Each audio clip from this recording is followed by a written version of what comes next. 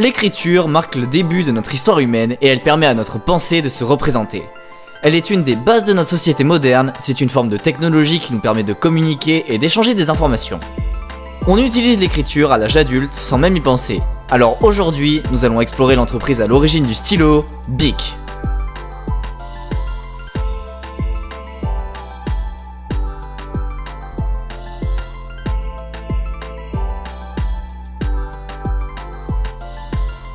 Avant l'arrivée des stylos plumes en métal, l'instrument destiné à l'écriture partout dans le monde est la plume.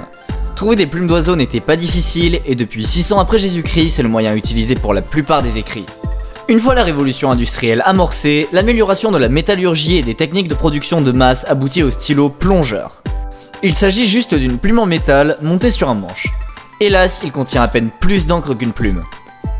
Les premiers stylos vraiment pratiques à l'utilisation apparaissent à la fin du 19e siècle. Ce sont les stylos plumes dont la principale innovation est un réservoir d'encre intégré à l'intérieur.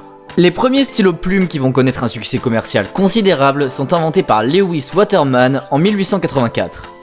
A l'origine, Lewis Waterman est un courtier d'assurance. Un jour, alors qu'il doit faire signer un contrat très important, la nouvelle version de ce stylo plume tout neuf qu'il venait d'acheter pour l'occasion se casse et l'encre fuit, éclaboussant son précieux document jusqu'à le rendre inutilisable. Cet accident stupide a eu pour conséquence fâcheuse d'entraîner l'annulation de l'accord qu'il devait signer et Waterman a perdu son emploi. Positif et déterminé, Lewis Waterman décide de tirer le meilleur parti de cette situation et décide de mettre au point un meilleur stylo plume performant et ultra fiable. C'est à partir de la conception de Lewis Waterman que le stylo plume est alors devenu l'instrument destiné à l'écriture le plus utilisé du siècle suivant. C'est dans les années 30 que le stylo plume se démocratise et se vende vraiment à tout le monde. L'homme à l'origine de ce succès est László Bíró, un journaliste hongrois.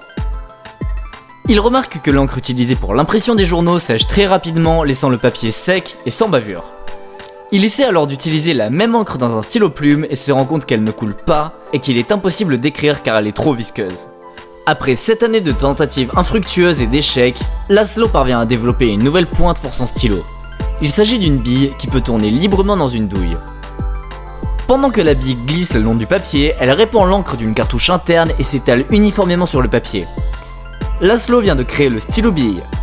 Hélas, son invention ne tombe pas à une période propice dans l'histoire. En effet, en tant que juif hongrois, László réalise ce qu'il se passe alors en Allemagne et en 1938, il fait ses valises et s'installe à Paris.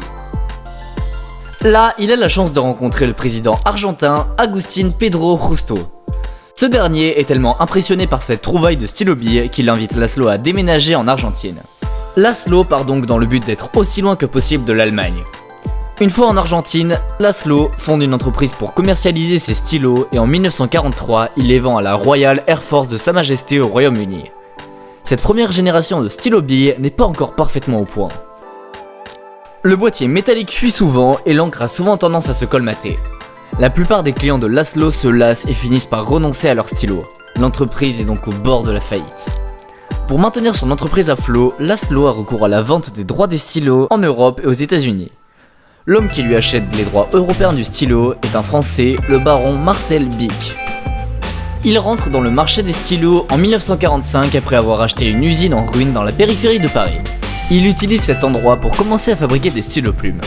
Marcel Bic a eu un immense coup de cœur pour les stylos billes et en 1950, quand il apprend que László vend son brevet, il lui en offre 2 millions de dollars pour l'obtenir. Une fois le brevet en main, Marcel Bic utilise des ressources financières considérables pour acquérir du plastique et mettre au point une technologie d'acier inoxydable suisse. Il faut se rappeler que le plastique, au début des années 50, est une toute nouvelle invention et qu'il vient à peine d'exister sur le marché.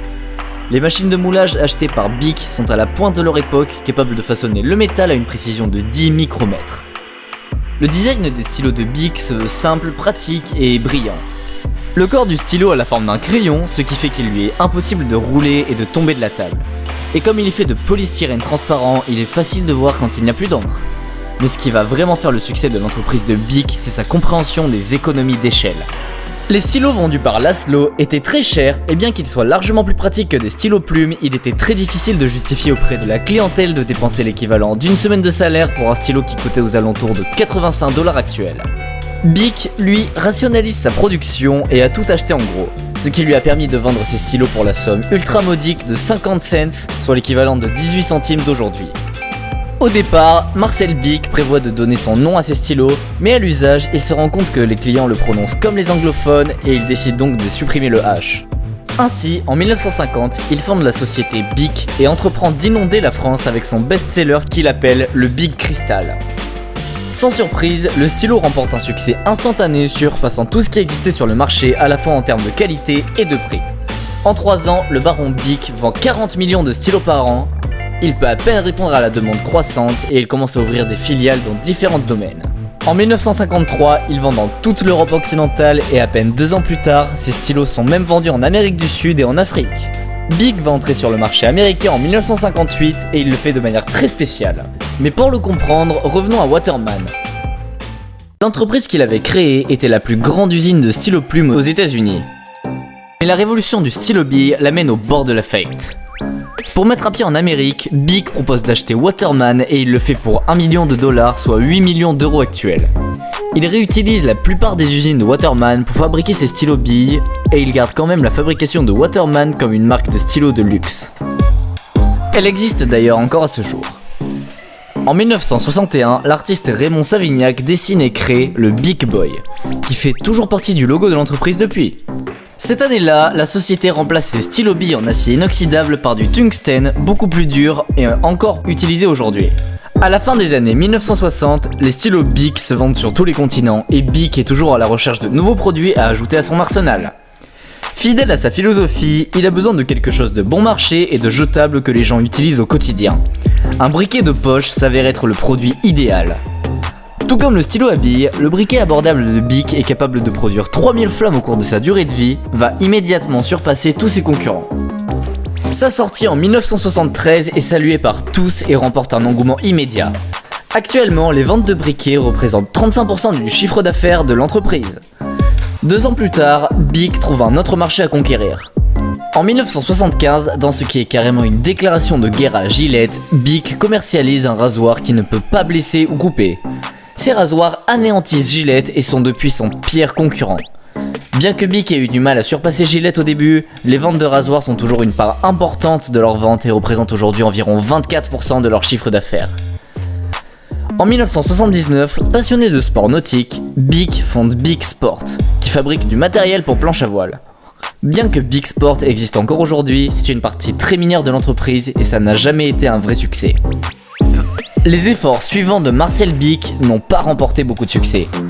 En effet, quelques mois après avoir lancé Bic Sport, Marcel décide de se lancer sur le marché des vêtements en achetant la marque Guy Laroche à son fondateur pour $10 millions. Au début, l'affaire semble bonne, mais avec le légendaire créateur de mode en mauvaise santé et incapable de créer de nouveaux modèles, la société de mode est rapidement en déficit. Lorsque le couturier Guy Laroche lui-même meurt en 1989, les choses empirent malgré une série de successeurs qui ont tous échoué. Marcel Bic vieillit lui aussi et à cette période, il commence à commettre des erreurs.